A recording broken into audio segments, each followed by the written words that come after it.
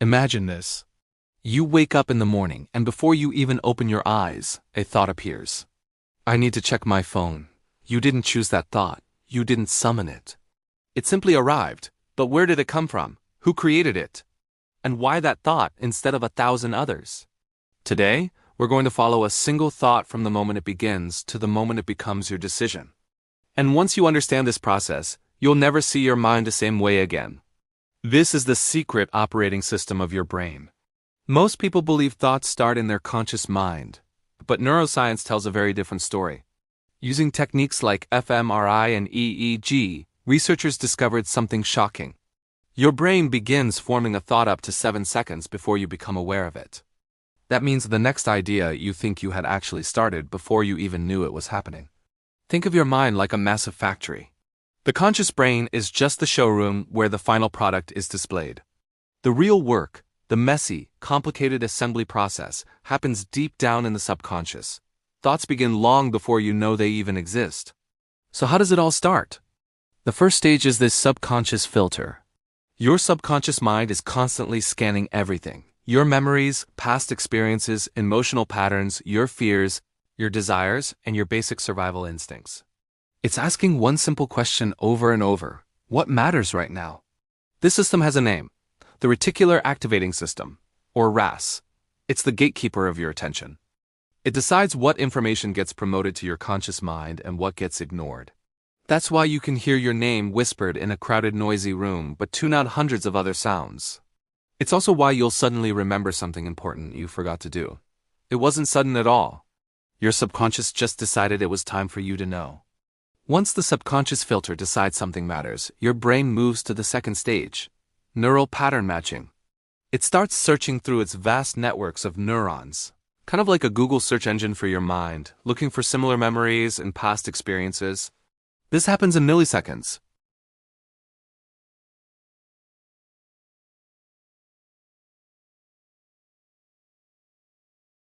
And what should I expect to happen next? This is why you react to some situations almost instantly, without thinking. It's not based on logic. It's based on pure, high-speed pattern recognition.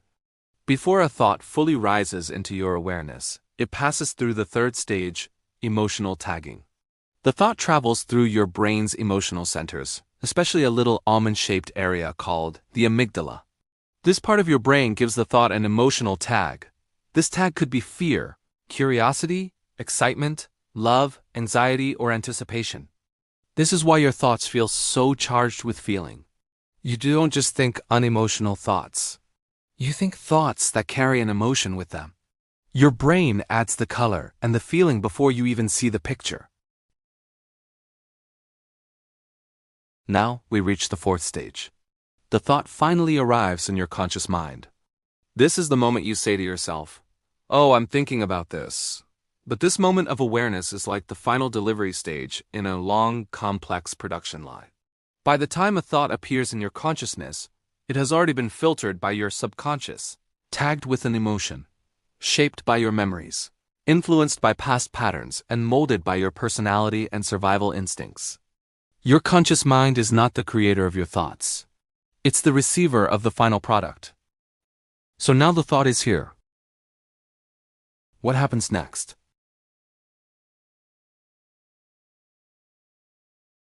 Your brain starts to evaluate it. It asks, should I act on this? Should I just ignore it?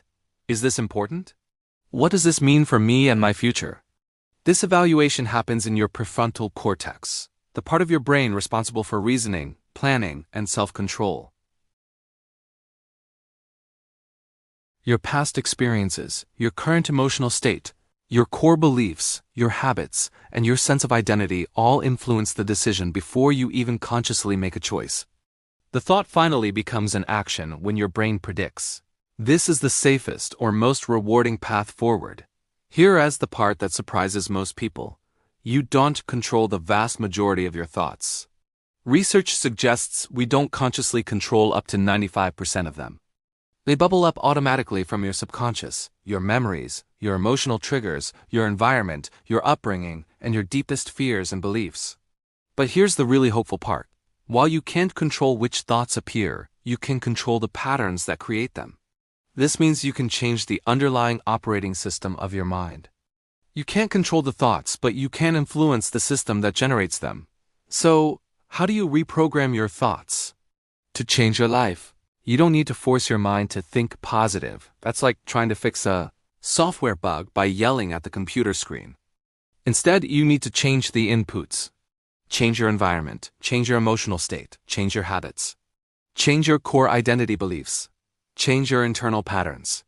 When these foundational elements change, your brain automatically starts to produce better, more aligned thoughts, often without any conscious effort. Because thoughts are not commands you issue. They are reflections of the system that created them.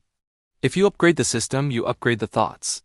So the next time a random thought appears out of nowhere, remember, it didn't just come to you. It was built. It was assembled piece by your memories, your emotions, your patterns, your subconscious, and the hidden operating system running your mind. And once you truly understand how that system works, you can finally start to become the architect of your own mind and take control of your life. Thanks for watching. For more insights into psychology, science, and the brain, make sure to follow